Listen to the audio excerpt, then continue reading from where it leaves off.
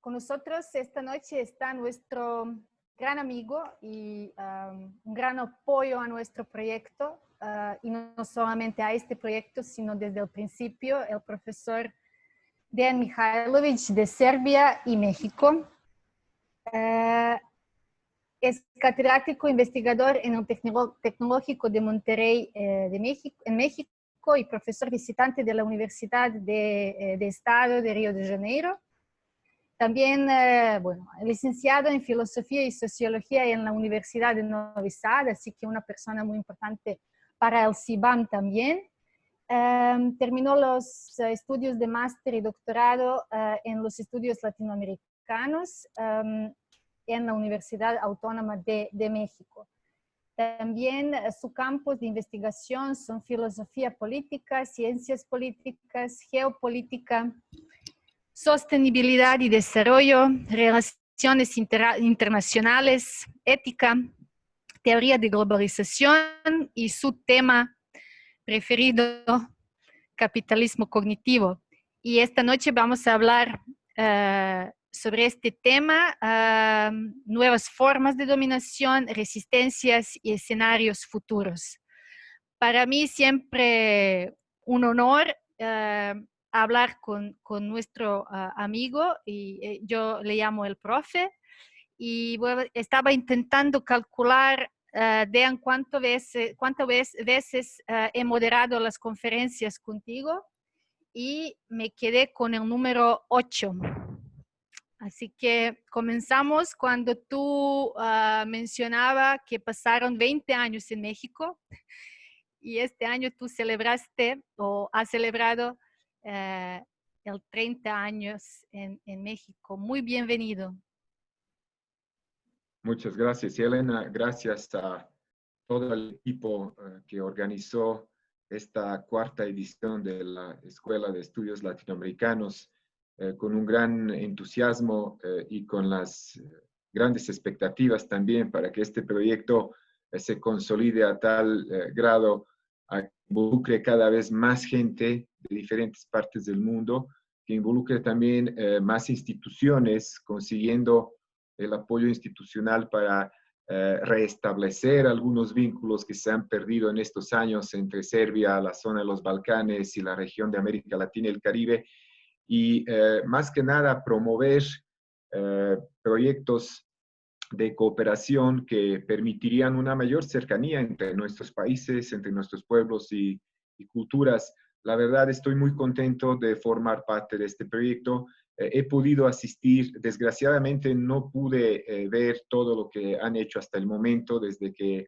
el miércoles arrancó el proyecto, pero poco lo que he visto, de lo poco que he visto, estoy muy sorprendido de la calidad de las presentaciones de mis colegas, profesores, investigadores, la calidad de intervenciones y preguntas de los participantes, muchos de ellos jóvenes, cosa que me agrada bastante, y que están encaminados para estudiar sobre América Latina y el Caribe.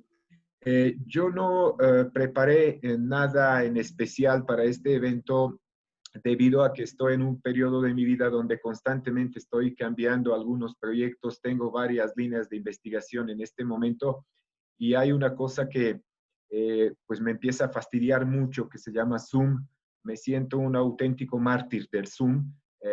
Primero porque no soy una persona que está acostumbrada a contactos en espacios virtuales, no lo niego, pero no es mi costumbre. Y les tengo una inicial propuesta que versa sobre dos opciones de cómo vamos a pasar esta hora y media compartiendo conocimiento, emociones, etc.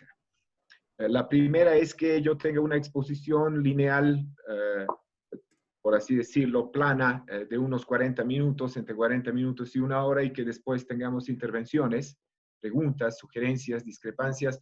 Y la otra es que yo lo haga por bloques, unos 2, 3 o 4 bloques de unos apenas 10, entre 10 y 15 minutos máximo, y que después tengamos intervenciones. Entonces, invito a los participantes que allá en el chat expresen qué es lo que más les agradaría y que nuestras anfitrionas seleccionen estas intervenciones y que me interrumpan y digan opción A u opción B. ¿Les parece esto?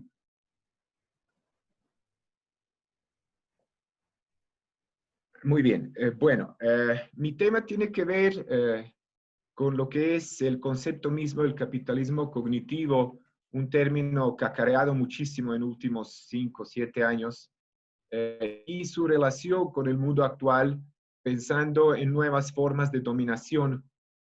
Obviamente estas formas de dominación generando resistencias y obligando a pensar a que todos los ciudadanos del planeta imaginemos qué es lo que nos puede pasar de aquí a 3 años, de aquí a 5 años, es decir, diseñar algunos escenarios en un futuro no tan lejano para ver cuál es el rumbo que toma la humanidad.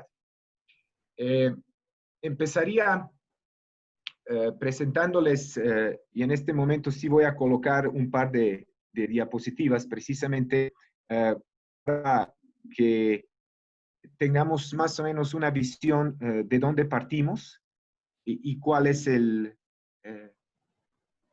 punta de lanza, ¿no? Para mi discurso y para mi planteamiento. Confírmenme solo si tienen puesta la diapositiva sobre lo que es el inicio de mi charla y que tiene que ver precisamente con esto, lo que yo llamo un mundo, 3 crisis.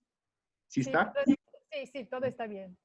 Bueno, muchos de entrada se están preguntando, bueno, ¿y dónde está ahí metida América Latina y el Caribe? De eso se trata. Yo voy a presentar una serie de tesis o afirmaciones generales y en las preguntas e intervenciones vamos a aterrizar todo esto en un mundo real, en la vida cotidiana, y el ejemplo que más me gusta es precisamente países latinoamericanos y nuestra región de América Latina y el Caribe. Empiezo diciendo que ese mundo en el que vivimos está sumido en 3 tipos de crisis y estas 3 crisis tienen algo muy parecido de lo que son capas de una cebolla, ¿no? Al menos en un principio detectamos que hay un agotamiento sin marcha para atrás, un agotamiento irreversible del actual sistema mundo capitalista y que es tan preocupante que muchos de los fenómenos que están ahí escondidos son inéditos. O sea, jamás habíamos enfrentado algo así como humanidad. En un segundo lugar, no menos preocupante, no menos importante, es yo la llamo auténtica decadencia del código civilizatorio occidental, en donde el occidente, como un concepto falseado y más que nada ideologizado, ya no tiene la capacidad de hacerse cargo del mundo, ¿no?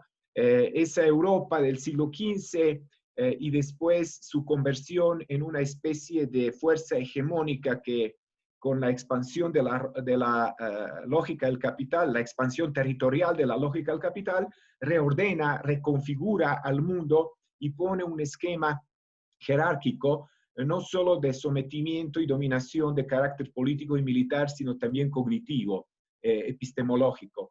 De ahí viene hoy esta propuesta tan fresca y tan interesante, ¿no? De epistemologías del sur como una nueva manera de crear conocimiento y de divulgarlo y que no esté supeditada a los intereses de grandes centros del poder a los que estamos acostumbrados y sabemos dónde están, ¿no? Entonces, el propio Jean Daniel, un editor de la revista Nouvel Observateur en Francia hace ya más de una década, decía, vivimos en un mundo post-occidental, ¿no? Y en ese sentido, América Latina como extremo del occidente tiene que reinventarse y tiene que pensar cuál podría ser su lugar en esta nueva configuración. Y finalmente, el declive del modelo hegemónico con Estados Unidos a la cabeza y sus aliados, principalmente situados en el continente europeo. Queda evidente que en últimos 500 años el mundo experimentó una especie de desfile, como si fuera una pista de moda o una pasarela de moda en Milán, de diferentes modelos hegemónicos del capitalismo histórico que fueron sustentados cada uno en un ciclo de acumulación muy puntual. desde el siglo XV y XVI, cuando Portugal y España fueron potencias hegemónicas indiscutibles, su poderío se basaba en un ciclo de acumulación llamado genovés, ¿no? Génova, Cristóbal Colón era genovés. Un ciclo de acumulación centrado en la producción en pequeñas series y asomándose lo que es la fase inicial del capitalismo llamada el capitalismo mercantilista, ¿no? Esto tocó el punto más alto, como diría el economista ruso Kondratiev, y cayó en declive. Después tuvimos una nueva potencia hegemónica, que es Holanda, basado su hegemonismo en el ciclo de acumulación llamado altas finanzas, la concentración de dinero en papel y moneda, la apertura o la proyección geopolítica hacia grandes masas oceánicas, Indias orientales, Indias occidentales, el mismo destino. Holanda toca el punto más alto, cae en desgracia, y para finales del siglo XVIII y principios del siglo XIX, tenemos la rivalidad franco-británica, donde el Reino Unido se impone, y tenemos una nueva hegemonía que duró bastante, todo el siglo XIX y una parte del siglo XX, basada en el ciclo de acumulación que llamamos capitalismo industrializado, o grandes complejos de fábricas, ¿no? Con sus chimeneas donde ondea el humo y donde tenemos 3 turnos de los trabajadores que están haciendo pantalones en una fábrica textilera en Manchester, ¿no? Y así llegaríamos al siglo XX, la economía posmodernizada, desmaterializada, con el trabajo automatizado, con una nueva manera de evaluar las ventajas comparativas tradicionales basada en la intensidad del conocimiento y la concentración de los poderes en manos de cada vez menos, pero mayores monopolios, con Estados Unidos a la cabeza. ¿Qué es lo que tienen en común estos modelos hegemónicos? Cada uno de estos países que dominaba y mandaba a diestra y siniestra, para ser hegemonía, debía cumplir 4 requisitos indispensables. Una capacidad de producción material inigualable. 2, ventajas en materia de comercio, controlando las rutas, ¿no? Y teniendo privilegios, ¿no? En el proceso mismo, ¿no? De intercambio. 3, dominio financiero, principalmente el control monetario. Y 4, el poderío militar.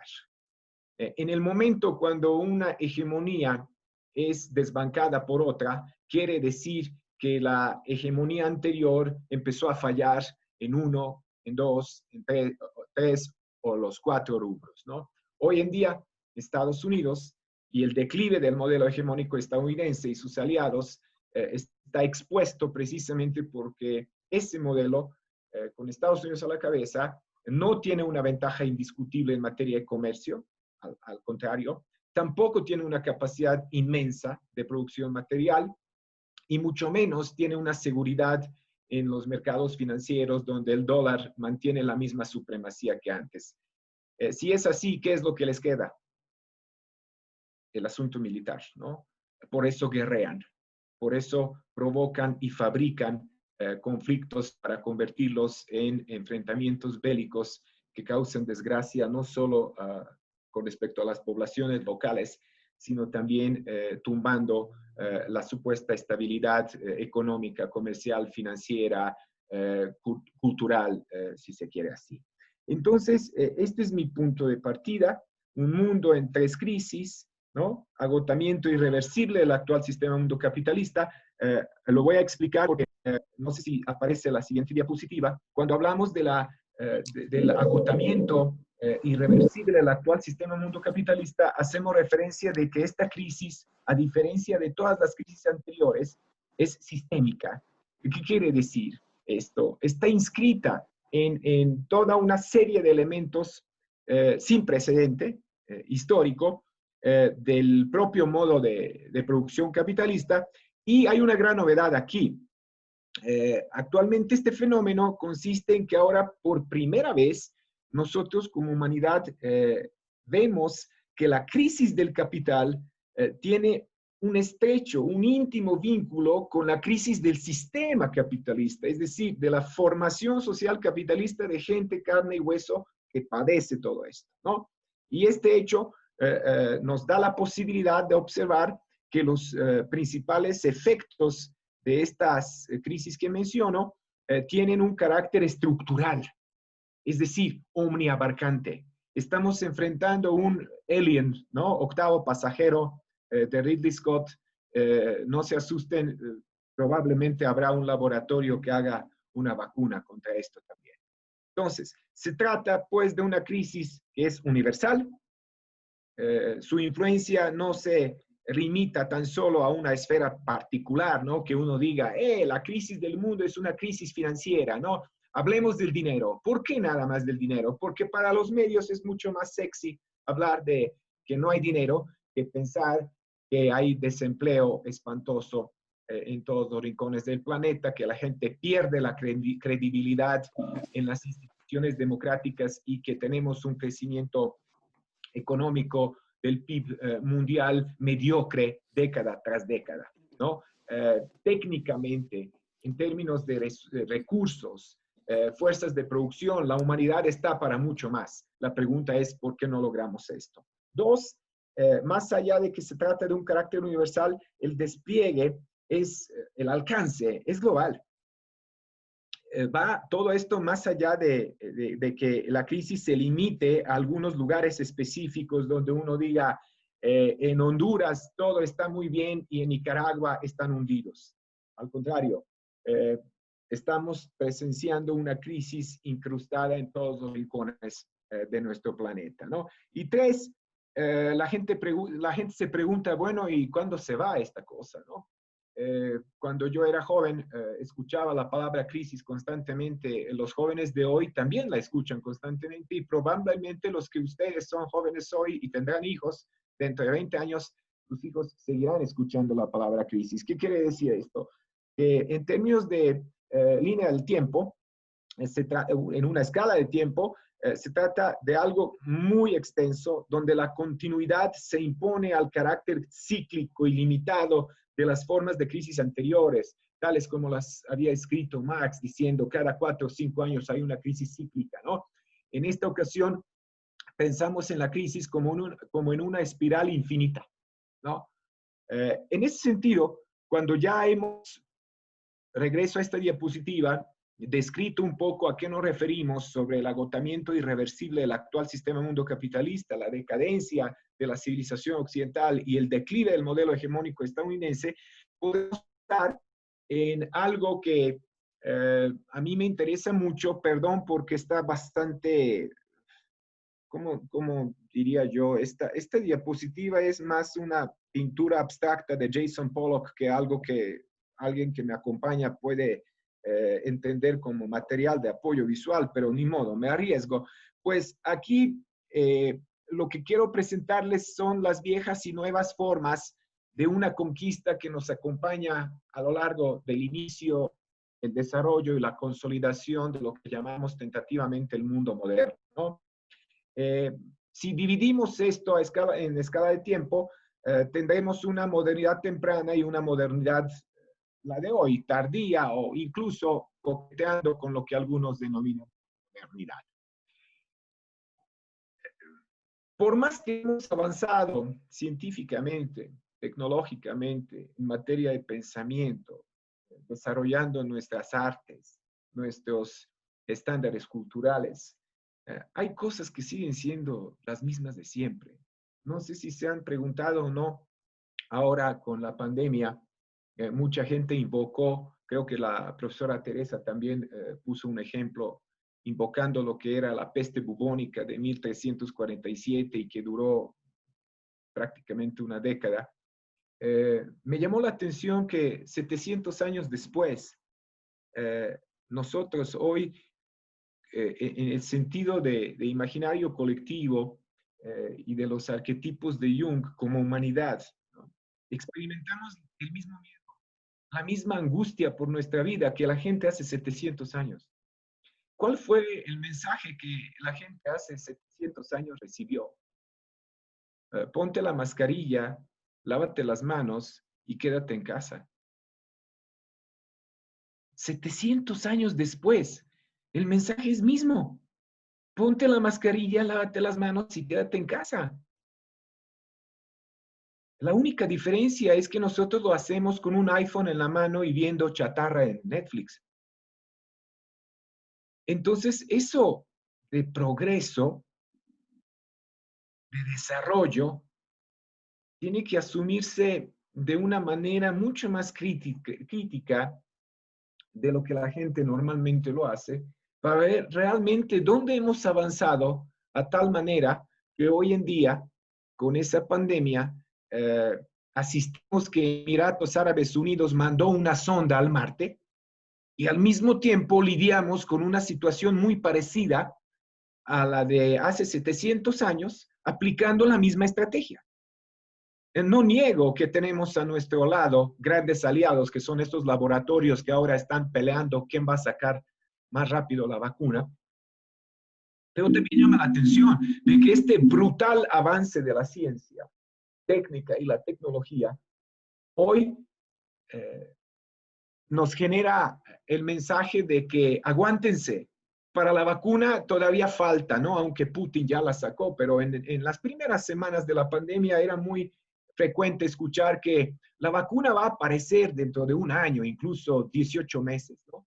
Y yo me pregunté, ¿por qué estos laboratorios tan sofisticados de biotecnología, de aplicación de maravillas de nanotecnología, ¿no?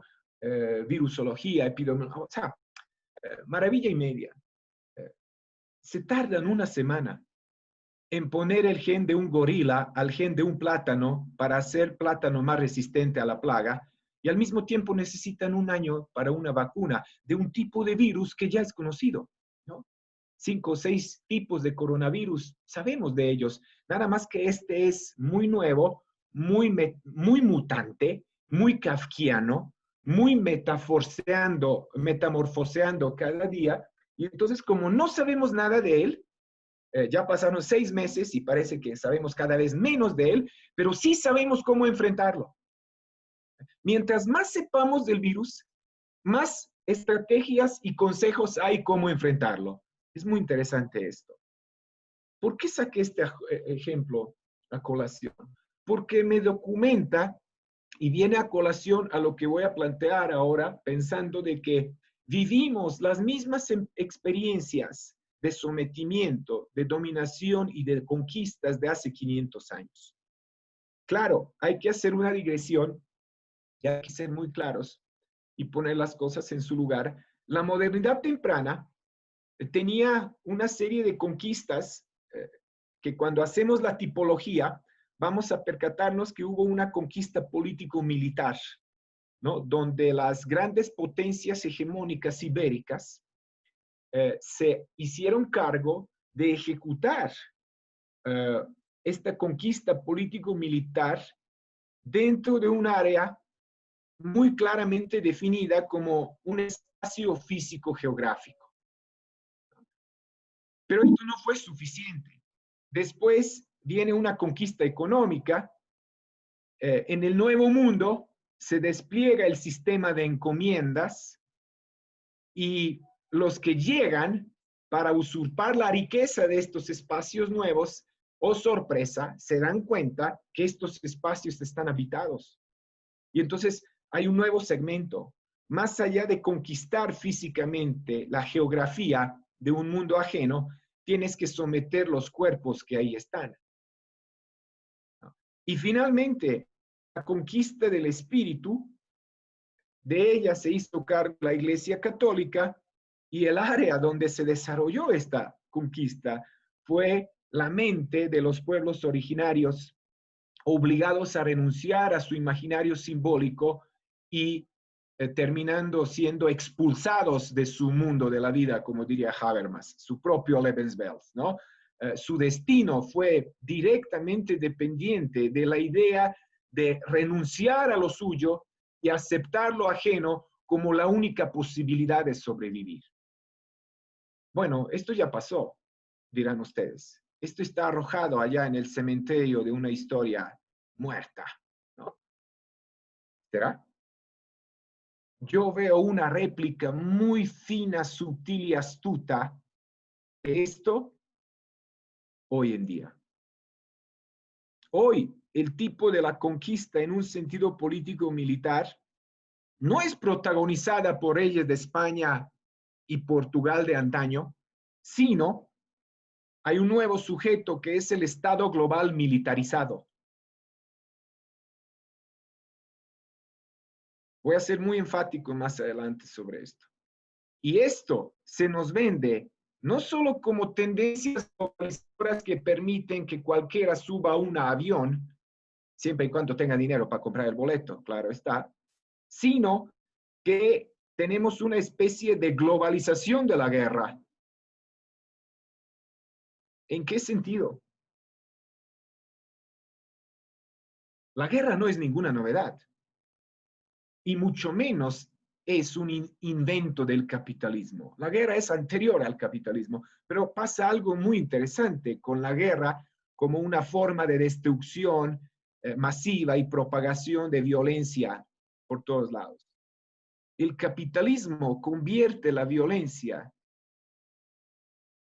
en algo funcional a la acumulación. La guerra se convierte en mercancía. Y tenemos una insistencia continua de guerrear, porque es una modalidad para preservar al capitalismo. Si ustedes revisan las mayores partidas por las que se conforma el Producto Interno Bruto global, la producción y la compraventa de armas para la destrucción masiva es número uno, indiscutiblemente. El gran negocio de nuestro mundo de hoy y el capitalismo actual es la muerte. Dos, en un sentido económico, vemos o asistimos a un proceso no solo de desmaterializar la economía, dando privilegio al trabajo inmaterial y automatizado, sino vivimos la financiarización de la economía real. El resultado de esto es una auténtica dictadura de los mercados y capitales financieros. Yo no estoy en contra de que exista algo llamado finanzas, pero me hace mucho ruido de que ese lado financiero de la economía contemporánea, como si fuera un agujero negro, succiona todo lo demás y lo somete a las leyes de los mercados y capitales financieros. Y el resultado de esto, ¿dónde acontece esto? ¿Cuál es el área?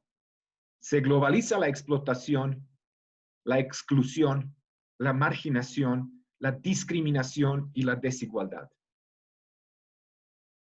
Salvajemente asesinado el señor Floyd en Estados Unidos, fue interpretado como víctima de un racismo exacerbado.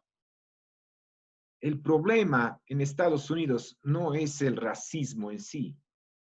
El problema en Estados Unidos es un racismo estructural, sistémico, detrás del cual están los escalones superiores del poder, que generan las condiciones para que esta vulgar manifestación de un racismo exacerbado acabe siendo un brutal asesinato.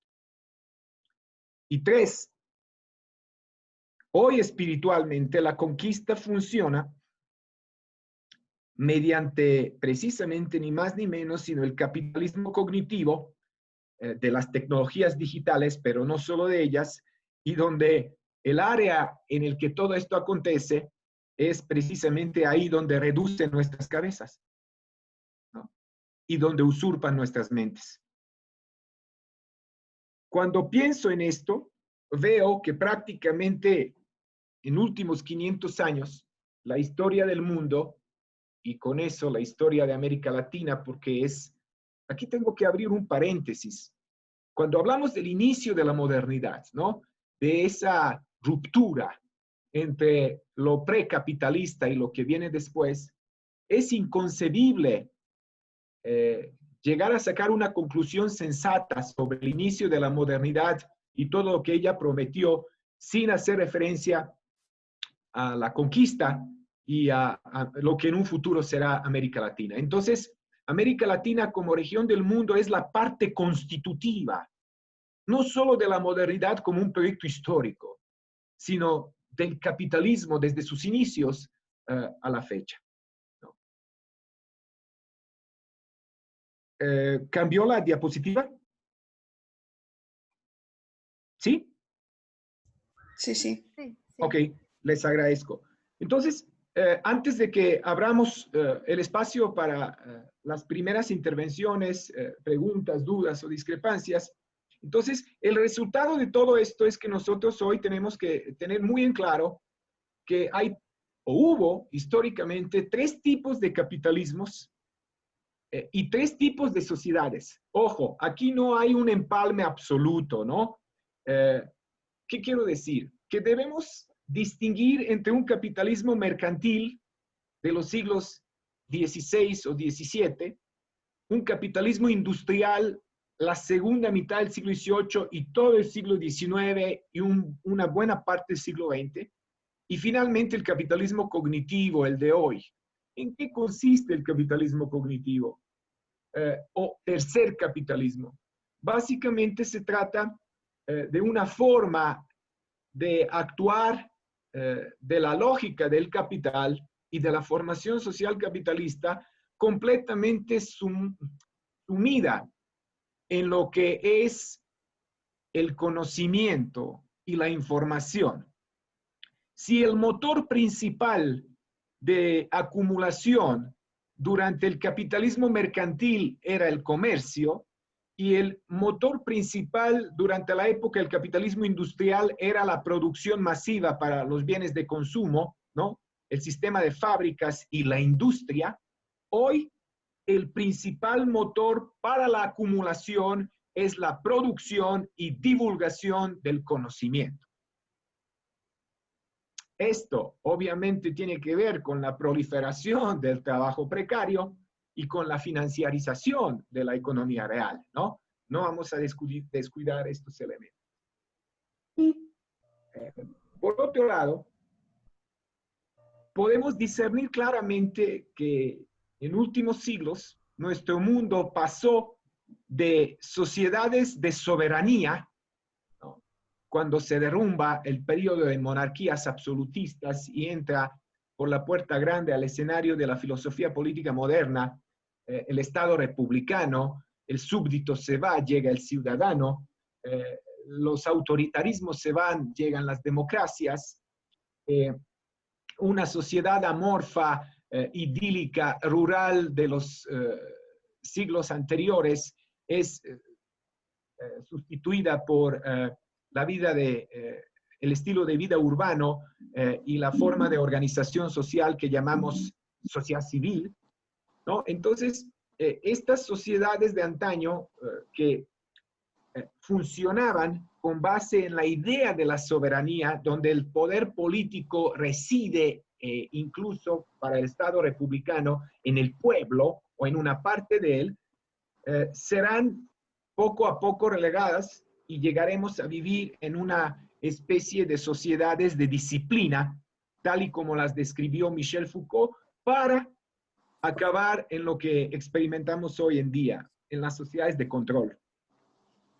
¿Qué tiene que ver todo esto? Y cuando decimos sociedades disciplinarias, ¿a qué nos referimos? Yo diría que el poder mismo, el poder disciplinario, consiste ni más ni menos, sino en el hecho de que vivimos una especie de ilusión de la libertad, ¿no? Foucault lo planteaba en la medida en que la familia, la escuela, la cárcel, el hospital, el cuartel o la propia fábrica o un anfiteatro de clase, todos ellos representan estos espacios disciplinarios de reclusión. Entonces, nosotros como sujetos disciplinarios y disciplinados, no nos queda más que cambiar de un entorno de reclusión a otro. Y así entonces nos movemos, somos libres, pero nos movemos dentro de un sistema cerrado y nuestra libertad es aquella libertad que cuando la ejercemos nunca debe tocar lo indiscutible que es el sistema. Se nos permite ser libres en la medida que nuestra libertad nunca sea una amenaza real para el sistema. Y por otro lado, cuando, por ejemplo, hablamos de sociedades de control de la actualidad, ¿no? De lo que es lo que nos pasa hoy en día, cuando pensamos en la idea de ejercer control, la pregunta es, ¿quién lo ejerce? Y si nosotros somos capaces de darnos cuenta que estamos controlados. Y no solo estoy pensando en el monitoreo de nuestros teléfonos celulares o en la vigilancia, ¿no?, de un Big Brother que mucha gente pensó que iba a llegar de Siberia, pero llegó de Hollywood o de Silicon Valley. Entonces, las sociedades actuales que son denominadas como sociedades de control, es porque se ejerce este control fluidamente en espacios que son abiertos, en una forma desterritorializada, ¿mediante qué? Mediante psicofármacos, el consumo de Netflix, el marketing, tarjetas de crédito y débito, consumo, entre otras modalidades, ¿no? ¿Qué es lo esencial? Aquí lo esencial en estas sociedades de control son las cifras, precisamente, fluctuantes, ¿no?, e intercambiables, como las que muestran, ¿no?, el valor de una moneda en las otras, el movimiento que no cesa de una especie de surf, ¿no?, que sustituye los deportes lentos, ¿no?, el aceleracionismo, y aquí decimos que las fábricas son reemplazadas por las empresas.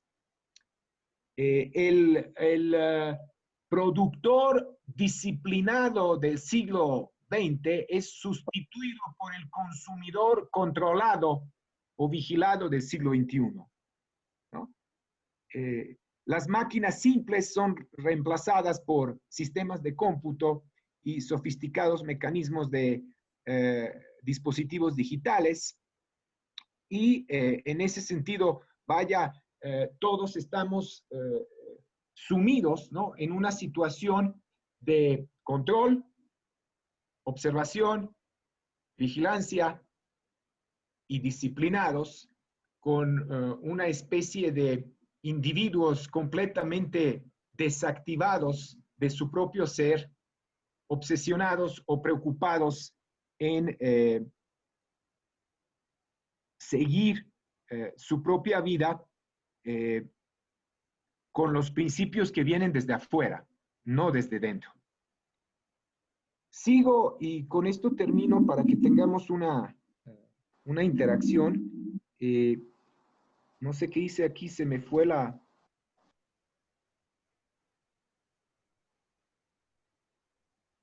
presentación. Si quieres, podríamos incluir en esta conversación dos colegas de Sí, Holanda y de Serbia, si quieres. Sí, sí, adelante, adelante. Y Muy mientras yo bien. busco aquí qué pasó con mi presentación. Ok. Entonces, por favor, Twist Oliver, si quieres hacer tu pregunta o comentario, por favor. Ya está. Buenas a todos. Buenas noches. Espero que haya dicho al principio que como español no muy bien, pero que nosotros hablamos porteñol. Pero que vou fazer a pergunta em português. Fala, hombre. Sim. Fala. O que o professor acabou de dizer mostra-nos que nós vivemos praticamente num sistema em xeque, onde... Olha só, um momentinho. Não escuto bem, pode falar um pouquinho mais alto? Sim. E agora consegue ouvir melhor? Ótimo. Ok. Fala, ótimo. Então, Tá bem, legal. A apresentação do professor mostra-nos que nós vivemos num sistema em xeque, onde a população civil e o povo praticamente é visto como uma marionete, segue simplesmente o sistema. Então, a minha pergunta ao professor é: qual seria o modelo econômico mais eficaz que podia fazer face a esta situação da pandemia, do controle social e das liberdades?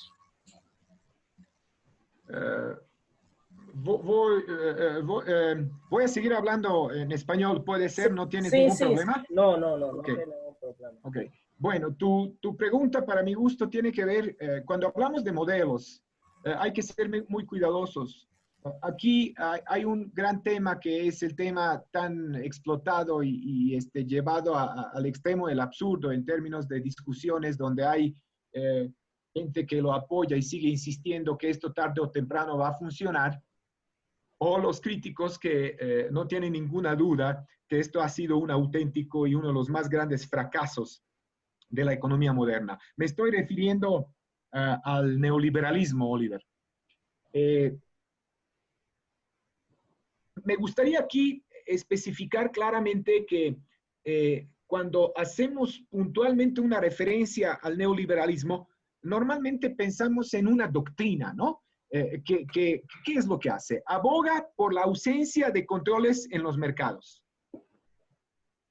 Si tú inventas el mercado, en cursiva, el capitalismo no inventó al mercado, y el capitalismo no inventó la propiedad privada, y el capitalismo no inventó al trabajo, pero cuando llega a nuestras vidas, el capitalismo hace una propuesta de una combinación muy sutil, fina e inédita entre la propiedad privada, mercado, que va a ser libre, ¿no? Según, y un trabajo que va a ser asalariado.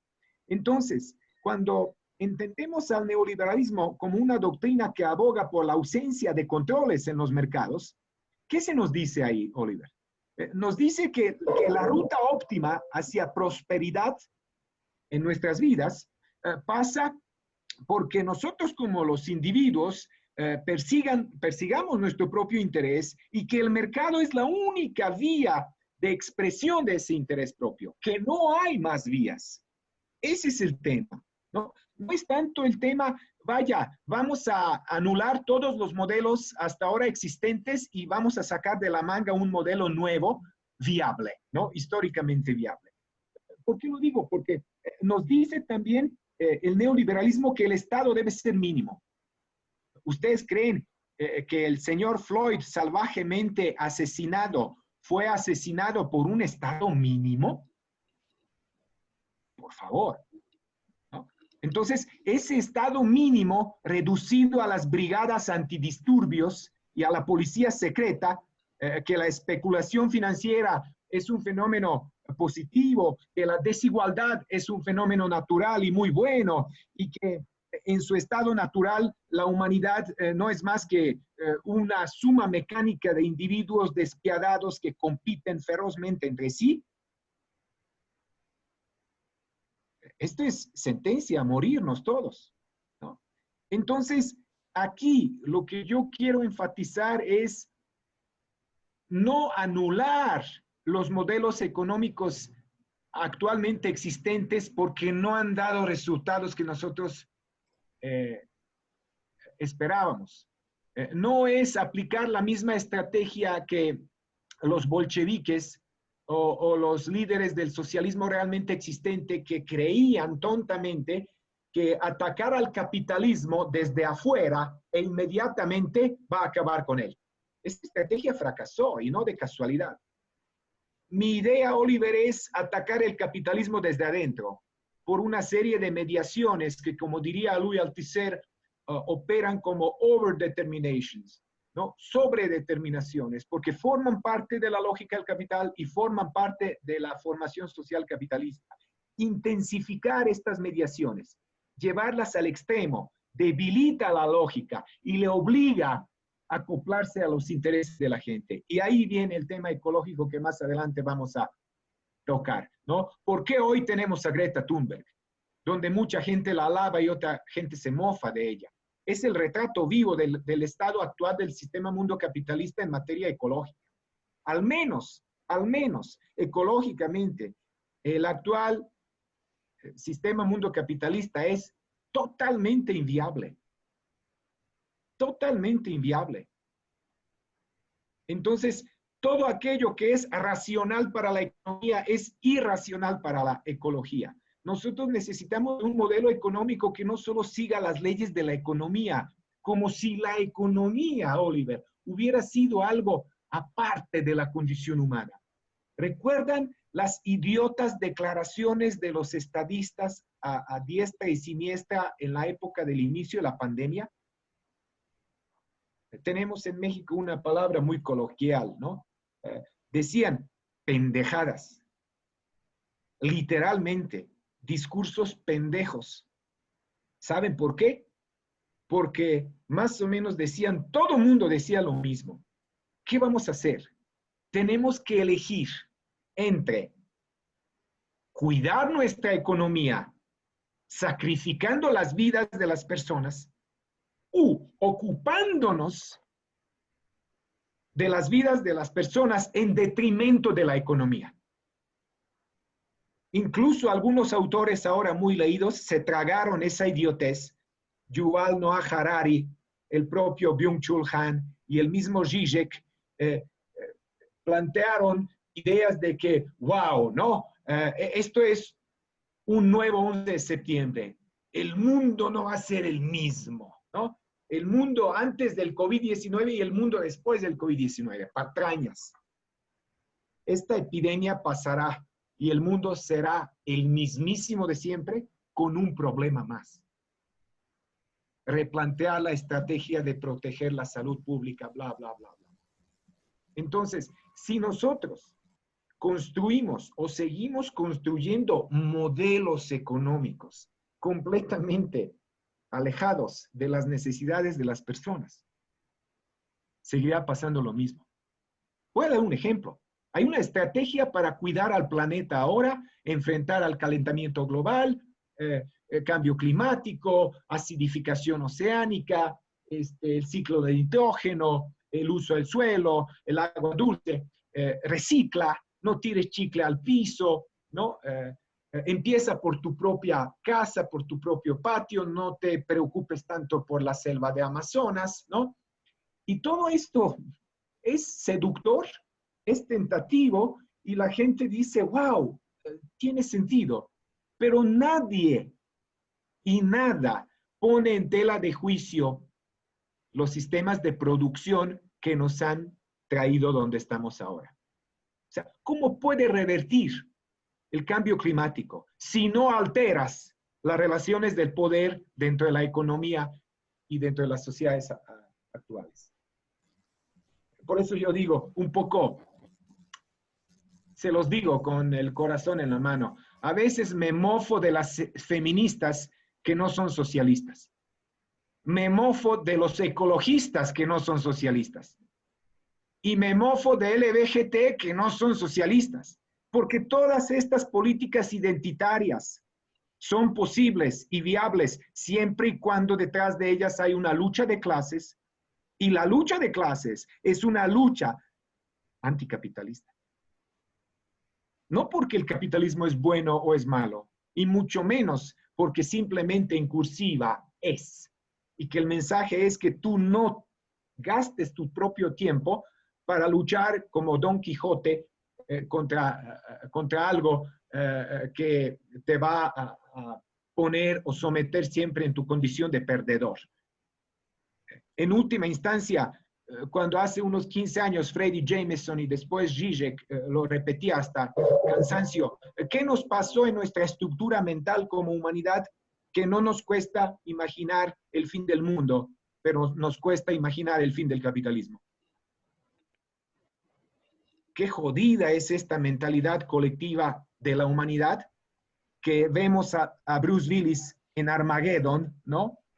O leemos nuevamente la Biblia y pensamos en la barca de Noé o de que mañana todos nos vamos de aquí, ¿no? Es perfectamente imaginable un fin del mundo y nadie quiere imaginar el fin del capitalismo.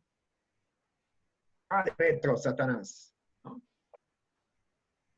Reconstruir nuestras vidas a partir de un modelo económico infinitamente superior a todos los que desfilaron hasta este momento, no porque fueron malos en términos éticos o ineficientes en términos económicos o injustos en términos sociales y políticos, sino porque realmente todos estos modelos contrarían la humanidad constantemente.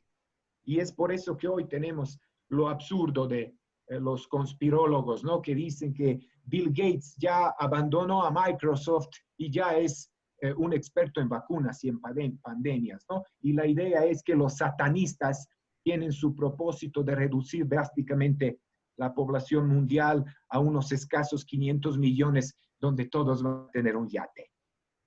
Bullshit. Muy bien, gracias, Deane. ¿La segunda? Digo, segunda pregunta.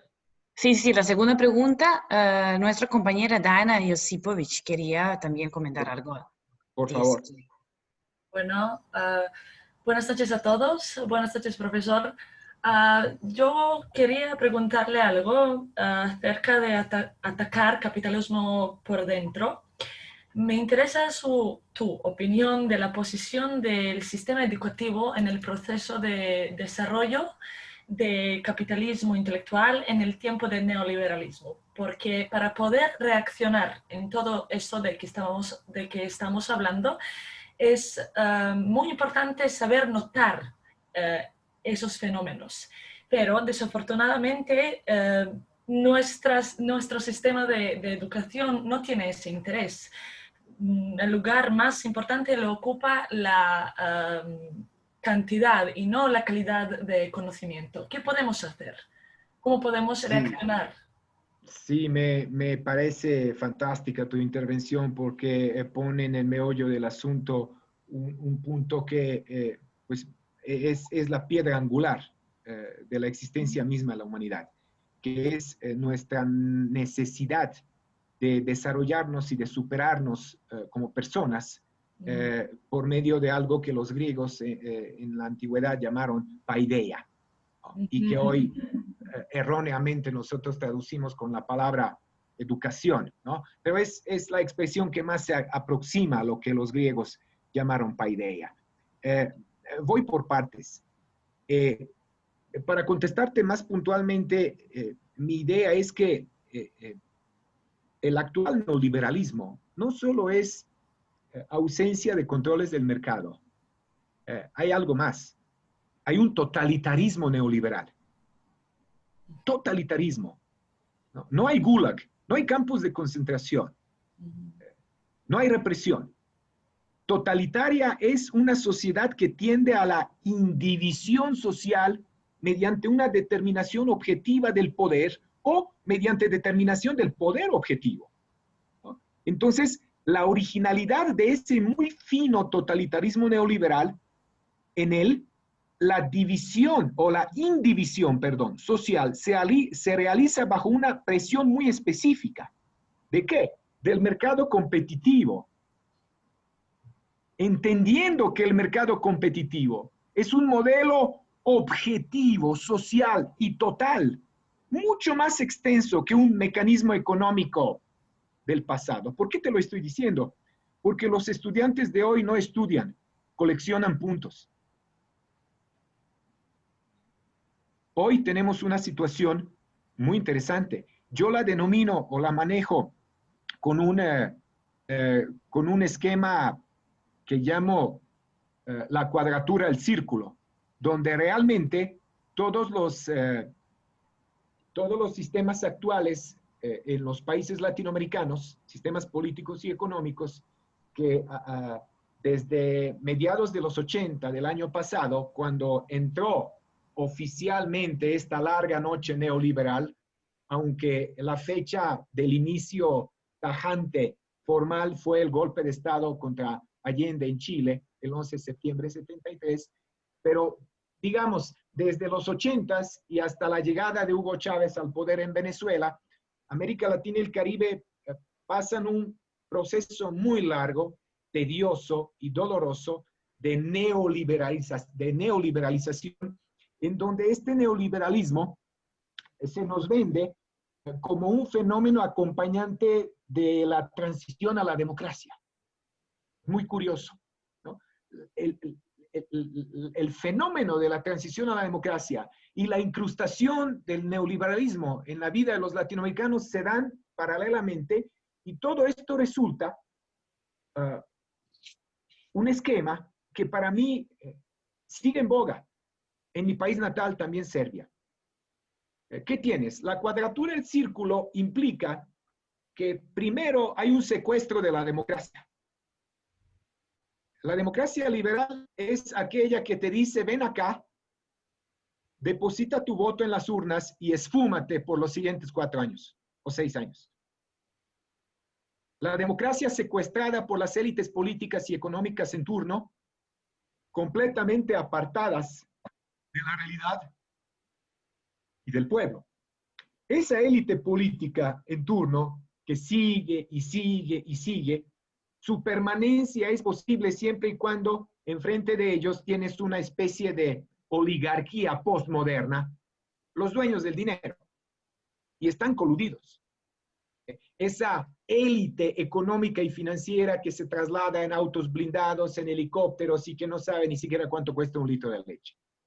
Abajo tienes los medios de comunicación que operan como mecanismos de control social, como monopolios de información, y lo que menos son realmente es vehículos de una auténtica, oportuna y verídica comunicación. Y enfrente de ellos tienes el sistema educativo, un sistema completamente tendido a la mercantilización. Incluso las escuelas públicas y las universidades públicas operan conforme a leyes del mercado. Yo he escuchado a los rectores de grandes universidades públicas diciendo, para nosotros no es rentable, como si fueran representantes de empresas, de sociedades anónimas del capital variable. Y entonces tienes un sistema educativo que en lugar de producir individuos autónomos con pensamiento crítico, talentosos, creativos y capaces de transformar la realidad, no de adaptarse a ella, ¿no? Aquí no son las estrategias de transformación, son estrategias de adaptación. Y el resultado es que los sistemas educativos hoy clonan individuos medio catatónicos, obsesionados por tener el iPhone en turno, viendo Netflix, que no digo que es malo tener un iPhone en turno o ver Netflix, pero si tu vida se reduce cada vez más a este tipo de actividades, yo no quiero ser ese joven, ni quiero tener esos hijos, ni quiero ser abuelo de ellos, ¿no? Donde los sistemas educativos clonan obedientes ejecutores de decisiones ajenas. ¿Cómo se rompe este círculo? Y en parte esto es una respuesta a Oliver también. La clase política, la oligarquía financiera, los medios y los sistemas de educación están intrínsecamente vinculados, estrechamente relacionados, y se apoyan que estos 4 ángulos que forman parte de un cuadro, con estas interacciones se vuelve un círculo vicioso, donde se nos presentan constantemente cambios en la superficie para que abajo, adentro, todo siga igual. Entonces, mi estrategia es desmantelar este esquema. Y este esquema no se va a desmantelar fácilmente. Los que están ahí defendiéndolo no van a salir voluntariamente. Vamos a tener que enfrentarlos. Esto implica, en potencia, un grado de violencia política, pero no cualquier violencia política. Una violencia política éticamente fundamentada, que para mí es todavía muy difícil aclararme a mí mismo esto y mucho menos a ustedes, ¿no? Entonces, creo que estamos en una especie de punto más alto de una situación insoportable, de una burbuja que está a punto de estallar. La pandemia es solo una manifestación empírica de algo mucho más tenso y denso que se acumula desde hace siglos. Hay un asunto ahí del cual yo no soy experto que se llama generacional. Yo puedo dar una idea y hacerme a un lado, pero los que realmente van a llevar a cabo estos cambios son ustedes. No es que yo diga, vamos a las trincheras, ¿no? Y hacerme a un lado para que ustedes se mueran heroicamente y que yo viva mi vejez en absoluta tranquilidad. No es esto. Muchos que tienen mi edad están ahora dispuestos en luchar por la justicia en Serbia. Y esto me inquieta. Me inquieta. Veo muchos más críticos de lo que pasa ahora en mi país, en gente de mi generación, que tiene, bien que mal, una vida más o menos redondeada. Y los jóvenes que están ahora en Serbia, más o menos, están con un dilema. ¿Abandonar el país o seguir formando parte de un movimiento donde normalmente se dice netalasai, netalasai, no haga ruido, ¿no? Acóplate a lo que tienes, ¿no? No seas oveja negra. Entonces, no es muy de moda la palabra, no está muy de moda la palabra revolución, pero no creo que sea un asunto de modas. Hay momentos en la humanidad donde estas tensiones acumuladas, la única salida fue la revolución. No estoy prediciendo desastres, catástrofes y nuevas guerras. Probablemente lo que estoy es anhelando un cambio auténtico y único que nos va a liberar, que nos va a emancipar y que nos va a señalar que el único camino para seguir existiendo es ver en el otro mi propio yo y no ver en el otro COVID-19 que me va a escupir en la cara.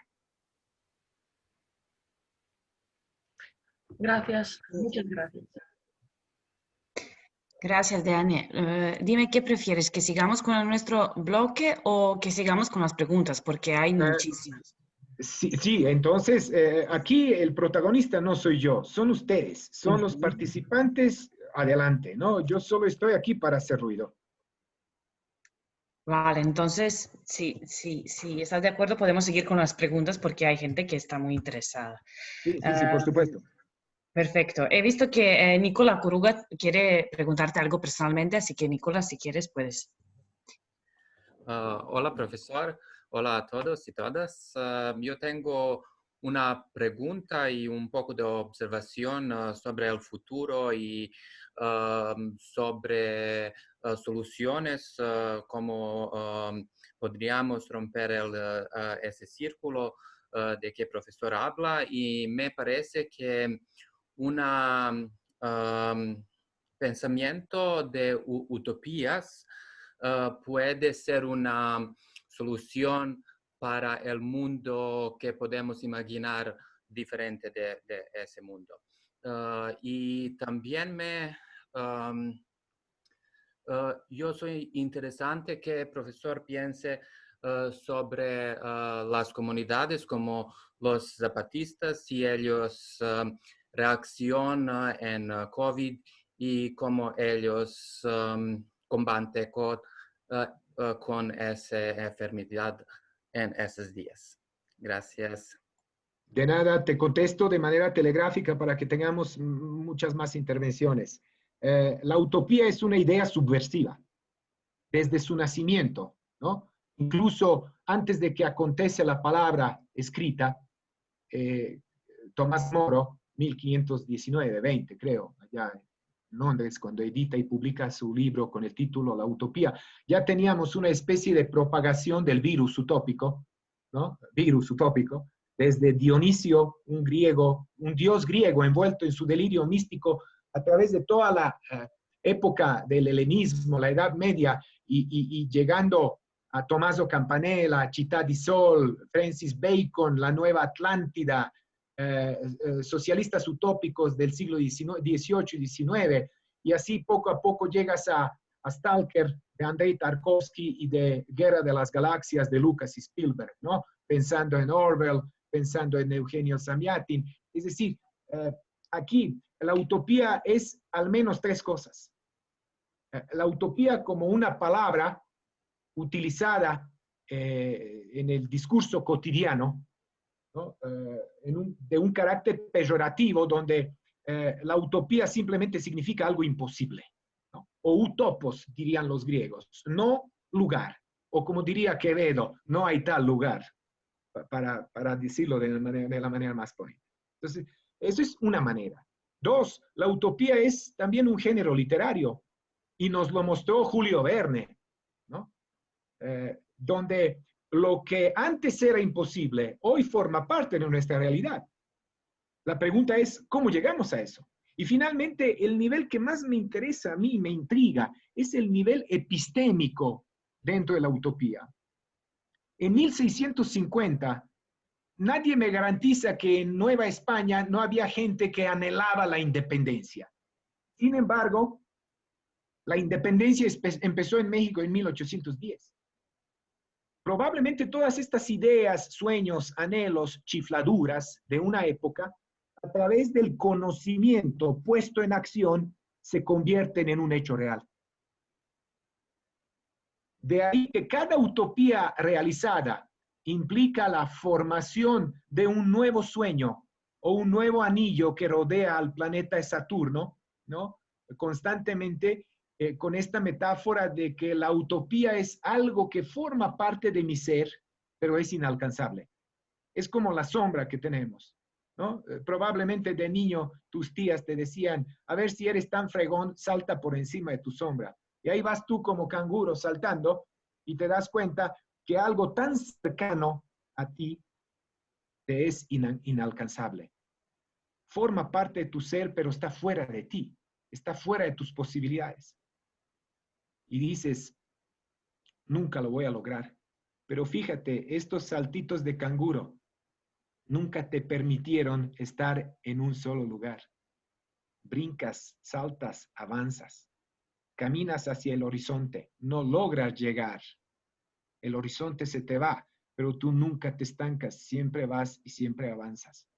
En ese sentido, la utopía es nuestro derecho originario al sueño, al ocio y a la vida más allá de la necesidad material.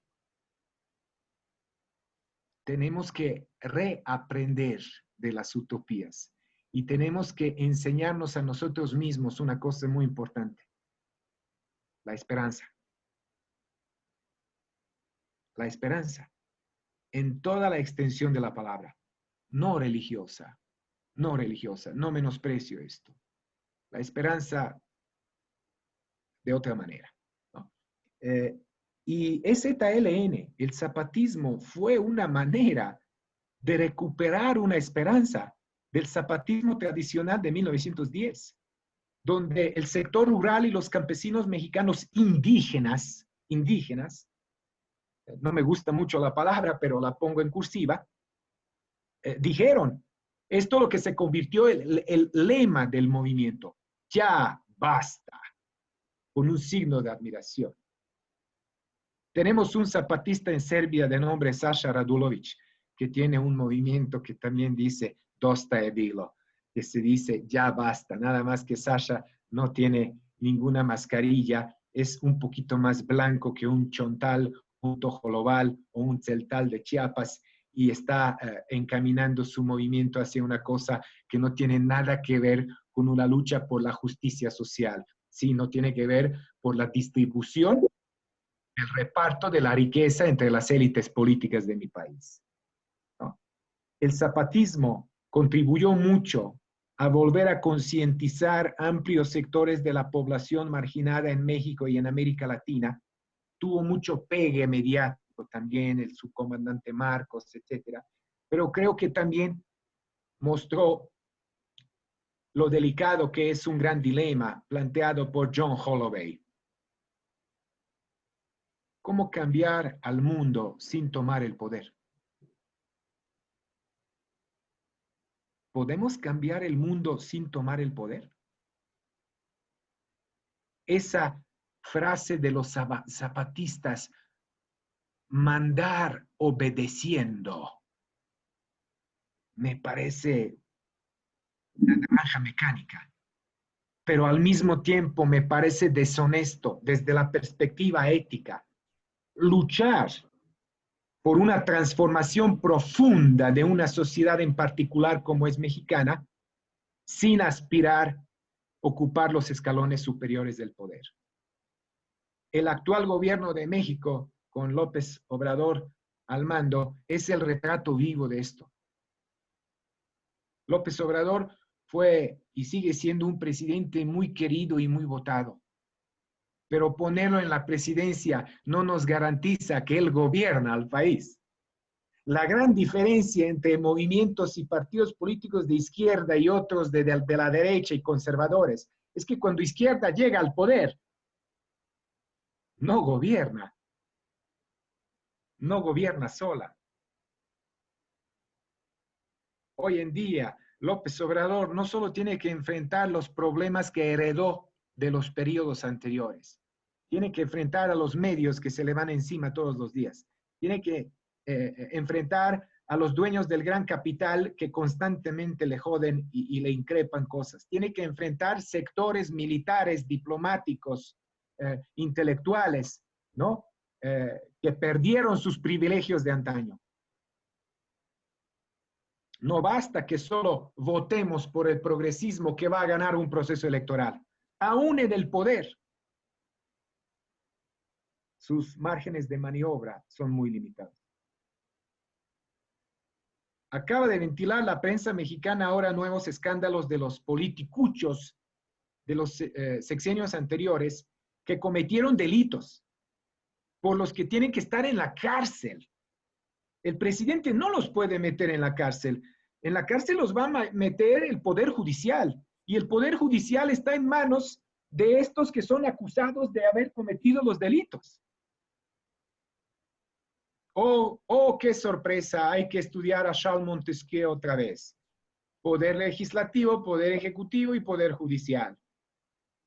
Yo puedo escoger un presidente, pero no puedo escoger un magistrado. Vean el sistema judicial en Serbia. Es una burda caricatura.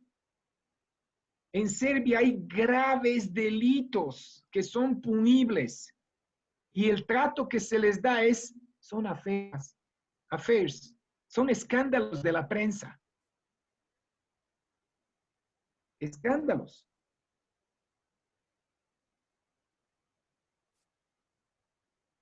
Me parece que estamos ahora también en una situación muy difícil los que estamos en el ámbito universitario. Hay una crisis económica, pero hay una crisis de la economía como ciencia que es incapaz de explicar qué es lo que está pasando. Hay una crisis política, pero hay una crisis de la ciencia política, que tampoco es capaz de, usando los mismos términos, decir qué es lo que está pasando o dónde buscar la salida. Por eso Marx, ese loco soñador barbudo alemán del siglo XIX, se atrevió, teniendo apenas 26 años, escribir una frase que es incluso, perdónenme la comparación de mal gusto, más potente que la bomba atómica. Los filósofos solo han interpretado al mundo de diferentes maneras. De lo que realmente se trata es transformarlo. Hay una crisis del pensamiento y de la filosofía. Estamos ya especulando con la llegada del posthumanismo, de hombres y mujeres postorgánicos, de cyborgs. Si este es nuestro destino, pongámonos de acuerdo para llegar lo más pronto posible a él. Y si nuestro destino es seguir, como diría Nietzsche, humanos, tan humanos, demasiado humanos, hasta dolorosamente humanos, hagámoslo también. Marx no estuvo en contra de la filosofía cuando escribió la 11ª tesis sobre Feuerbach. Estuvo en contra de los filósofos. No vamos a declarar la muerte lenta a la economía. Tenemos que combatir los economistas que nos están engañando con sus baratas teorías de que no hagas nada, el mercado resolverá tu vida. Entonces, creo que en ese sentido, la movilización y la resistencia, y ZLN fue ejemplo clarísimo de esto, son caminos todavía viables y todavía válidos, pero tenemos que prepararnos para que estas resistencias no se desvanezcan al instante. ¿Dónde está la gente ahora que protestó delante de la asamblea en Serbia? ¿Dónde está Ocupa Wall Street? ¿Dónde está la primavera árabe? ¿Dónde está el zapatismo? Que no aparezca todo esto en los medios no quiere decir que no existe, pero efectivamente la fuerza, la magnitud y la influencia no son las mismas que en el momento cuando todo esto comenzó generando esperanzas en la gente. Fíjense de esta formidable capacidad de adaptarse el capitalismo a las broncas que él mismo genera. Lo que más admiro en el capitalismo es su lado camaleónico. Si el capitalismo hubiera sido un animal dentro de una selva, sería camaleón. Cómo el capitalismo, al generar las contradicciones, promueve movimientos de resistencia para después cooptarlos y hacerlos propios. ¿Saben cuántos eventos de la pobreza protagonicé? Dando ponencias, ofreciendo cosas a veces tontas, a veces sensatas. Nunca en mi vida he visto un pobre en el público cuando hay un evento sobre la pobreza.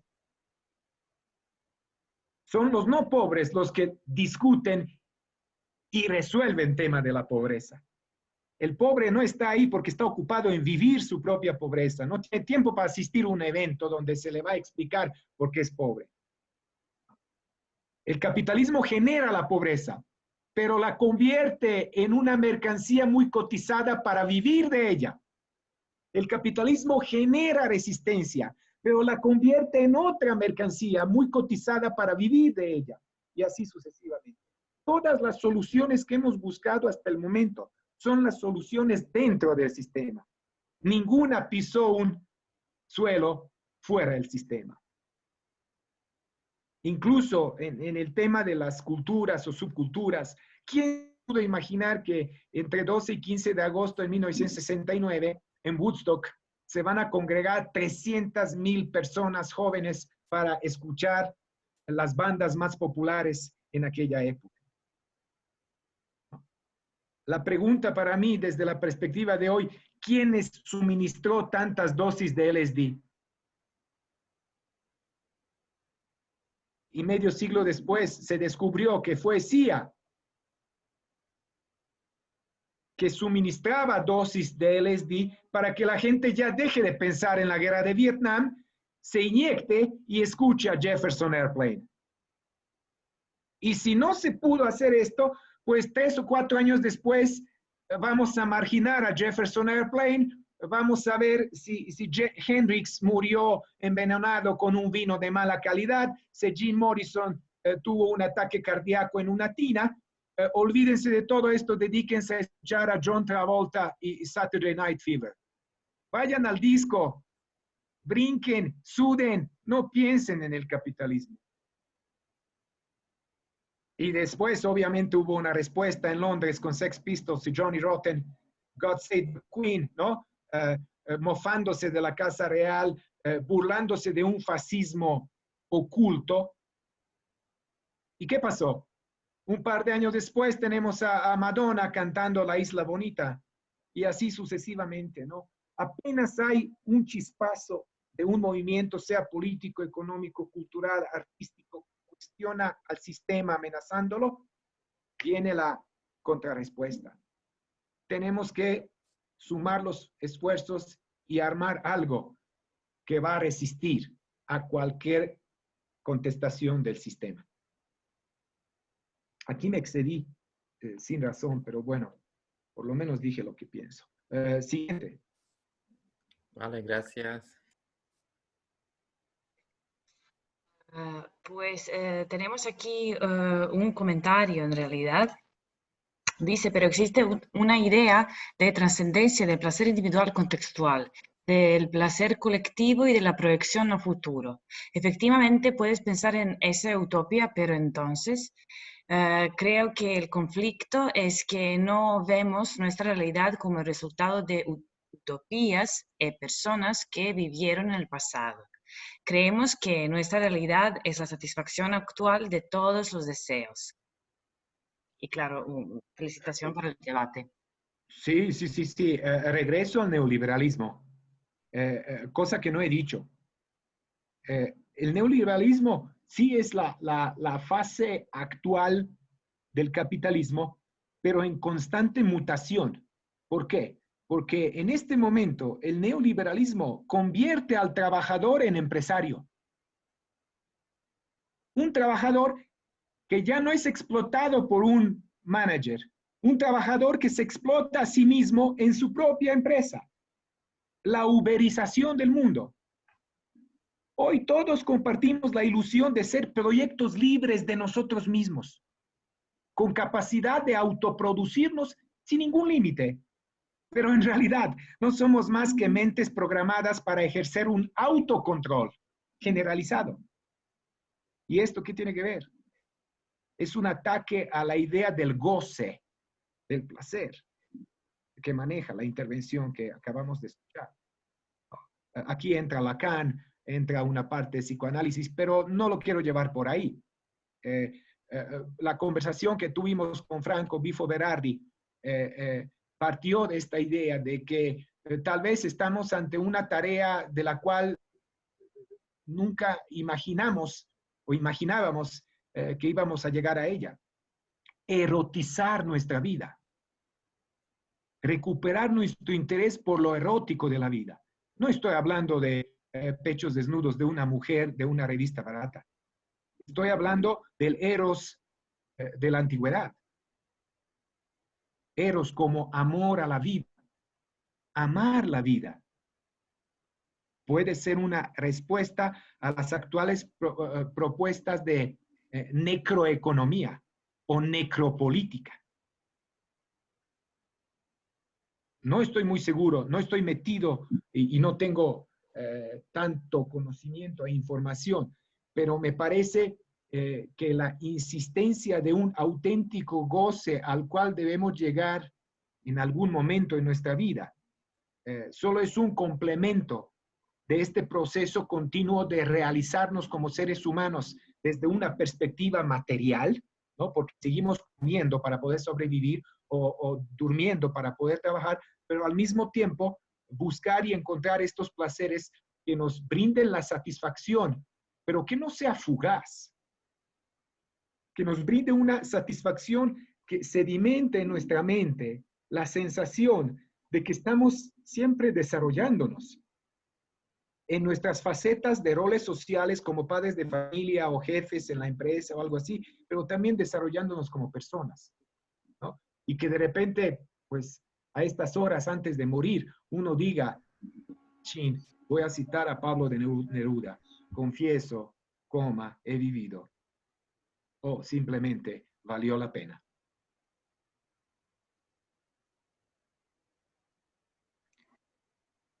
¿Qué más? Perfecto, gracias. Tenemos aquí unas observaciones muy similares en cuanto al concepto socialismo. Dice, cuando uno viene de un país exsocialista, no es tan fácil ver y aceptar que la gente lo utiliza de nuevo en un contexto más positivo, dicho el concepto. Sí, voy.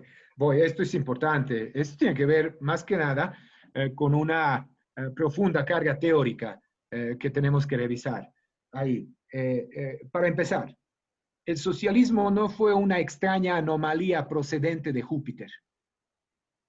El socialismo nació en el seno del capitalismo, como idea, como proyecto y como movimiento. En 1823 o 24, ya no recuerdo tanto, fue por primera vez que apareció la palabra socialismo en una revista francesa, en respuesta a la propagación de un individualismo exacerbado y posesivo de la ideología liberal en su faceta política y económica. La Revolución Francesa engendró ese gran lema, liberté, égalité, fraternité, ¿no? Se fundó lo que es el tema de los derechos humanos, pero en la cuestión judía que escribió Marx después, se mofó de todo esto y dijo, la Declaración de los Derechos Humanos de la Revolución Francesa no es ninguna declaración de los derechos humanos del hombre. Es una declaración de los derechos del hombre, es una declaración de los derechos del hombre hecho burgués. Pequeña gran diferencia. Derechos del hombre hecho burgués. Anatole France se mofó de esa clamada insistencia de igualdad. O sea, que la ley se aplique por igual a un pobre y a un rico, prohibiéndoles por igual dormirse bajo un puente. Me parece formidable. Pero la siguiente pregunta es, ¿qué tanta necesidad tiene de dormir bajo un puente un rico que vive en un palacio? Salvo si sea excéntrico o algo así. Esa insistencia en la igualdad formal tiene sentido siempre y cuando esto aterrice en la vida real de las personas.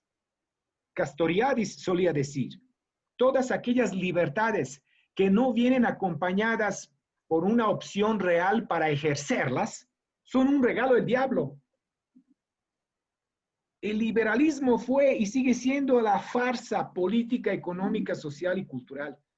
Se ha logrado mucho, pero no deja de ser una farsa, porque nunca superó las grandes contradicciones causadas por la desigualdad en cuanto a los lugares que ocupamos en el proceso mismo de producción material, desigualdad ante un juez, ante un policía, ante un presidente, incluso, hombre, desigualdad dentro de la autoridad familiar. ¿Qué es la cuestión de género? Violencia intrafamiliar, machismo, patriarcado. Todo esto viene de una misma camada de cosas. Entonces, el socialismo, mi respuesta va a ser muy concreta. Es una idea proyecto. Es un movimiento proceso y es una sociedad o un tipo de comunidad. En los tres casos, desafiante y proponiéndose como una alternativa al capitalismo. Hagamos un diagnóstico, sobre todo porque esta persona, igual que yo, vivió en un país socialista. Yo viví en un país socialista durante 29 años. Fue Yugoslavia. No fue un socialismo realmente existente en términos del bloque soviético, del tipo de vida que había en Checoslovaquia, Polonia, Hungría, Rumania, etcétera, etcétera. Fue algo en medio. No tenemos tiempo ahora para revisarlo. Pero yo no tengo ningún miedo al socialismo. ¿Saben por qué? Porque el socialismo tiene una larga historia como idea, proyecto, como movimiento, proceso, pero no tiene ninguna historia como sociedad, comunidad. Yo no veo por ningún lado, a revisar la historia del siglo XX, una sociedad auténticamente socialista tal y como se formuló la propuesta en el siglo XIX. Si no les molesta abrir manuscritos de 44 de Marx, ¿saben qué dice Marx sobre socialismo en estos manuscritos teniendo a escasos 25, 26 años de edad? Él dice, una sociedad es en tal medida socialista en cuanto es capaz de brindar oportunidades para libre y creativo desarrollo de cada individuo. ¿Quieren que lo repita? Una sociedad es en tal medida socialista en cuanto es capaz de brindar las oportunidades para libre y creativo desarrollo de cada individuo. ¿La Unión Soviética fue socialista? Más allá de que la Constitución lo contempló con una serie de leyes, etcétera, etcétera. Para mí, el único experimento auténticamente socialista que fue reprimido salvajemente fue la Comuna de París. El resto fueron diferentes reacciones a los excesos del capitalismo, minimizando las leyes del mercado y estableciendo tipos de sociedad de colectivismo burocrático y un capitalismo de Estado. O me van a decir que en la Unión Soviética y en Cuba no hay oferta, demanda, precios, explotación, o como decían con aquel chiste de la época del socialismo, ¿no? El capitalismo es un sistema de explotación del hombre por el hombre. El socialismo es al revés.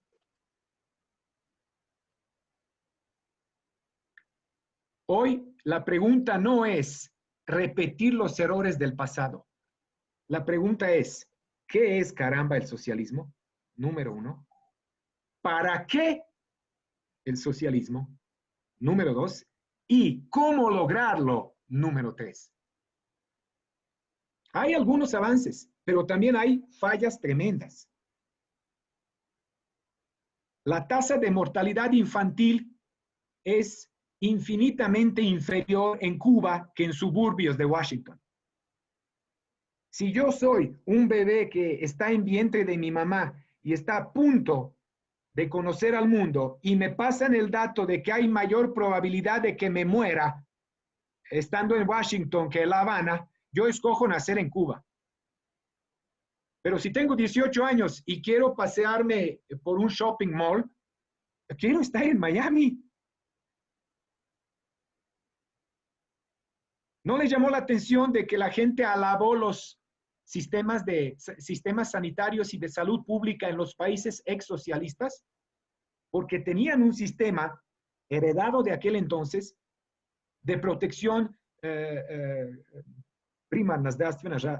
la protección primaria de protección de la salud pública, ¿no? Claro, uno va a Serbia y dice qué hospitales con una infraestructura tan baja. Ahora estamos mejorando porque el presidente abre cada fin de semana un nuevo hospital, ¿no? Pero a veces tú vas a un hospital lujoso y lo que te importa es el tipo de doctor que te atendió. Y no tanto si la habitación donde te van a meter tiene Sky o tiene televisión de cable.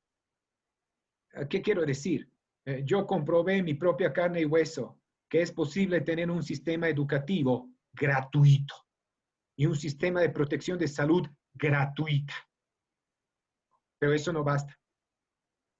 De la misma manera que puedo comprobar que hay grandes avances que las sociedades capitalistas han logrado en materia de innovación tecnológica, desarrollo de la ciencia, etcétera, etcétera. Pero sigo insistiendo, no solo fabricamos chocolates, fabricamos desigualdades, marginación, explotación y miseria, y los convertimos en objetos vendibles. Ese es el tema.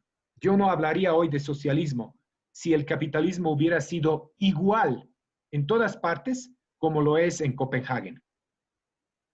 Si todo el mundo llegue a vivir un capitalismo de Dinamarca, créanme, no hablaría lo que dije, la gran parte de lo que dije hoy. No, es más, voy a ser muy sincero. Anhelo despertar un día antes de morirme y percatarme que ya no quedó ni un solo marxista vivo y que no hay ningún solo marxista en el mundo. ¿Saben por qué? Porque esto significará que ya no existe el capitalismo. Perfecto, gracias. Tenemos aquí también un señor que quería también hablar decirle algo, pero no veo su nombre, si solo puede, si se reconozca. Tiene el número, bajo el número, 937. Los números son también válidos, ¿no? Vivimos en un mundo de algoritmos y de números. Los nombres te dan la identidad, pero los números también pueden lograrlo en cierta medida. Muy bien, pero creo que no nos entendemos. Vale, ok. Tenemos aquí una pregunta más de Marco Schuka. Le pregunta qué piensa... aquí está el señor. Sí, aquí está. Muy bien, perfecto. Pero no me diga, señor, que tengo 48 años. No pasa nada. Buenas tardes, joven. Hola, Dejan, y hola al grupo. Buenas noches desde acá. Yo estoy en Verona, estoy en Italia.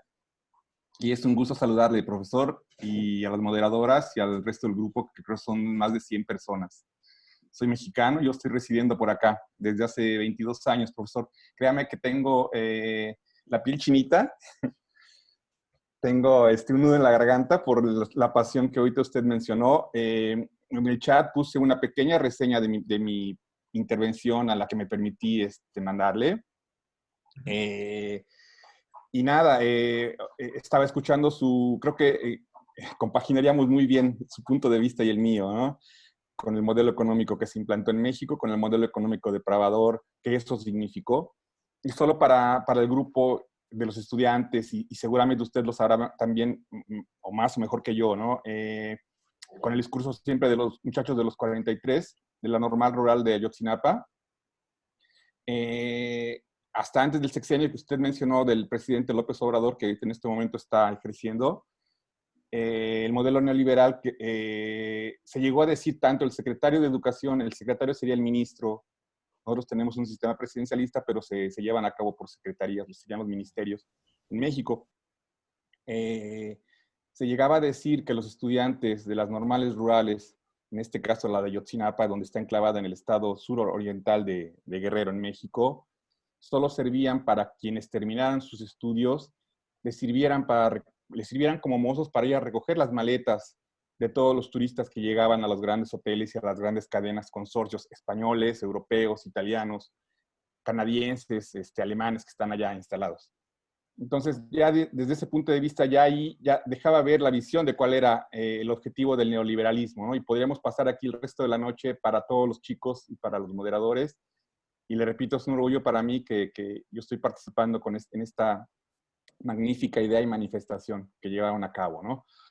Y desde ese punto de vista, también algo que resultó genial, porque yo también soy admirador del villismo, pero se lo pongo ahí en mi chat, y lo había escrito yo aquí teniendo una dota suelta de aquí y allá. Si conocieran también la obra y gesto de lo que hizo el general Francisco Villa, yo lo puse ahí entre comillas, pero me encantó que usted se atrevió a decir la palabra pendejo, ¿no? Que para nosotros sería, el pendejo es el tratarlo de tú, ¿no? De alguna manera. Puede ser un gesto grosero, altivo, pero al mismo tiempo de confianza, ¿no? Entonces ahí yo le puse, sería para que aprendan a adorar a Pancho Villa y a Zapata, que tenían unos huevos, sería la palabra unos huevos bien puestos, ¿no? Huevos serían, es que no me atrevo a decirlo, pero sonaría disonante para donde yo vengo, ¿no?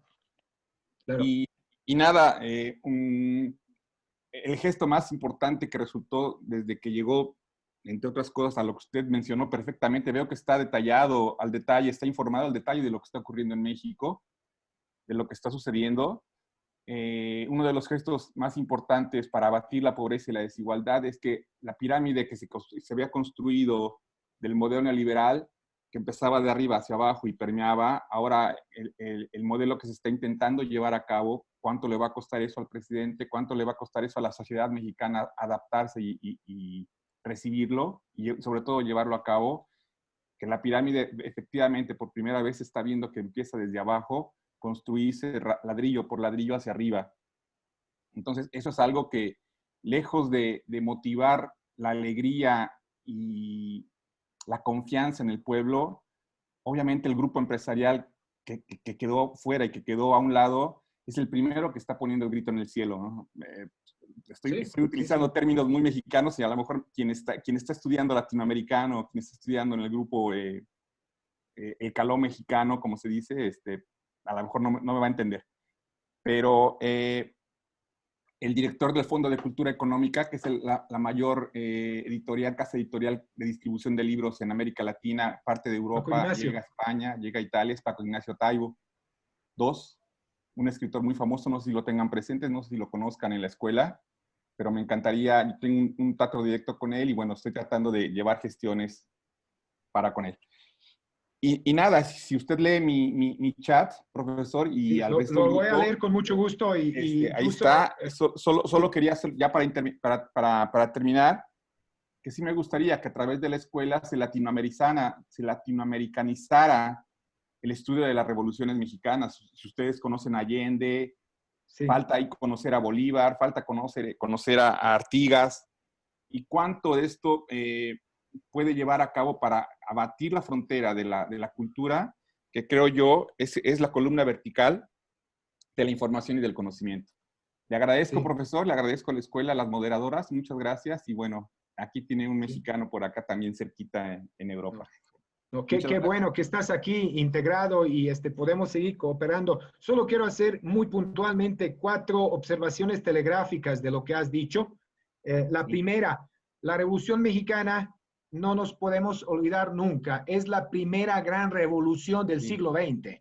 ¿no? Podemos pasar más hablando de 7 años antes de la revolución del octubre y bueno, un poquito después de la revolución de 1905, pero estoy hablando de un hecho histórico cuyo impacto fue mucho más allá de las fronteras dentro de las que ocurrió, ¿no? Imagínese dónde estaríamos si hubieran ganado Villa y Zapata. Imagínese dónde estaríamos, profesor. Por supuesto, por supuesto. Entonces, no solo una cuestión de escala estado-nacional, sino regional, pensando en América Latina y el Caribe, y global, pensando en el mundo. 2, Ayotzinapa es una historia dolorosa en el reciente pasado mexicano. No solo era un crimen pavoroso y depravado, brutal. Ayotzinapa es y era retrato vivo de una época de impunidades, de negligencias y de un Estado completamente ausente. Corrupto. Pero hay una cosa ahí. Cuando aconteció este crimen, yo escribí un texto, lo mandé a La Jornada con Julio Hernández. Él me dijo que está muy fuerte y que no lo puede publicar. Por una razón. Al final de este artículo, yo pongo un dilema. Después de Ayotzinapa, cuando usa alguien la expresión crimen organizado, y nuestro ponente del primer día, creo que Elena, ayúdame, fue el señor Luis. Perdón, estoy aquí. Primer día, sí, Luis, de Paraguay. Sí, el señor Luis hablaba del crimen organizado. Y yo lo primero que empecé a construir en mi cabeza no era ni Chapo Guzmán, ni Panama Papers, pensaba en los 43 de Ayotzinapa. ¿Por qué? Porque después de Ayotzinapa tenemos que redefinir el concepto del crimen organizado. ¿Por qué? ¿Crimen organizado por el Estado o más allá de él? Esa es la cuestión. Y por último, respecto a los modelos que hemos discutido, etcétera, etcétera. No es que uno diga, vivo bien, cobro mis quincenas, mi salario, compro, viajo, leo libros, salgo a las fiestas. Realmente a mí todos estos problemas ni me van ni me vienen. El tema aquí es cómo hemos llegado a permitir que se arme un modelo económico donde 4 familias mexicanas disponen de 8% del Producto Interno Bruto Nacional. ¿Qué modelo es ese? No estamos gozan de toda impunidad, profesor. Sí. Gozan de toda impunidad. Detrás de esto no están las discrepancias ideológicas o nuestras convicciones políticas. Está una cosa que está mal hecha desde que se parió, ¿no? Entonces, insisto, tenemos que enfrentar cada vez que vemos u observamos una justicia tocada, más bien, algo injusto, algo que atenta contra la dignidad humana, luchar. Es decir, la estrategia del actual sistema mundo expulsa a las personas hasta de su propio futuro. Y solo quedan unos cuantos gozando de sus privilegios. Adelante, si hay algo más, creo que Marco Marco, ¿no? Estaba en la lista. No, es Marco ya hizo su pregunta. ¿Y Elena? Ok. Sí, pues eso era todo para desde aquí.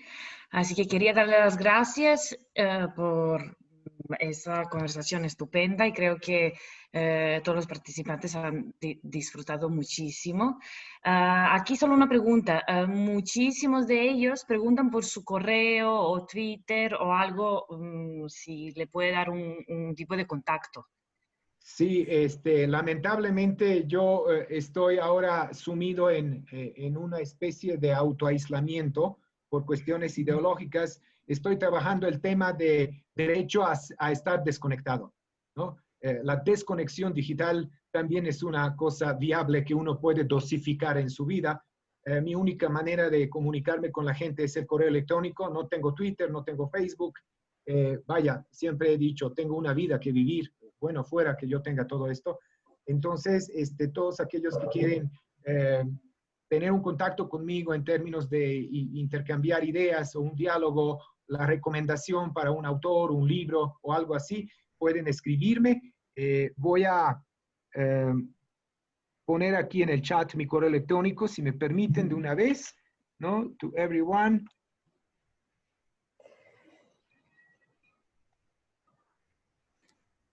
Si Ahí alguien está. Me despido de ustedes simplemente felicitando nuevamente a la organización de este evento. Nos vemos oficialmente y en forma presencial, esto espero, el próximo año en mi lindo país natal, Serbia. Felicitaciones, fue un placer para mí interactuar con ustedes, dialogar, conversar sobre estos temas, pero no quiero que nadie se vaya con un nudo en la boca. Realmente, para poder realizar estas grandes tareas de nuestra vida, primero tenemos que desarticular lo que son los problemas y poner nombre a las cosas, ¿no? Llamar cosas por su nombre. A veces no es agradable, pero prefiero sufrir un rato para después pasar otro buen rato rodeado de placer, ¿no? Mis felicitaciones y suerte para el día de mañana. Todavía tenemos una agenda muy apretada. Me voy a conectar para el cierre del evento. Agradezco infinitamente su paciencia. Yo sé que no es fácil aguantarme y sobre todo las veces cuando me enchufo demasiado. Agradezco también a nuestras moderadoras y pues nos vemos mañana. Muchísimas gracias, como siempre. Es un gran placer y gusto hablar contigo y estamos muy felices por tenerte. ¿Sabes una cosa? Perdón. Hay una cosa que no quiero pasar desapercibido. Vaya, ¿por qué América Latina? Porque América Latina sigue siendo el sembradío de muchas ideas ahora, nuevas, frescas, revitalizadas, algunas viejas, donde podemos contribuir a lo que es esa tarea de que la humanidad recupere el rumbo, ¿no? Yo sé que en gran parte nuestra mente está en Washington, en Bruselas, en China, ¿no? Que las noticias vienen de ahí porque ahí es donde se genera la vida, ¿no? Nueva York es ahora un fantasma, pero sigue catalogada como una sociedad que nunca duerme, caramba, ¿no? Entonces, romper un poco estos prejuicios, abrir horizontes nuevos, abrirnos hacia América Latina, los que estamos aquí, amarla más, los que apenas empiezan a amarla, buscar las razones para amarla más a fondo. Exactamente. Ponemos 3 puntos, seguimos mañana. Muchísimas gracias a todos, un gran saludo, un abrazo fuerte y nos vemos mañana a las 3, como hoy. Abrazote a todos.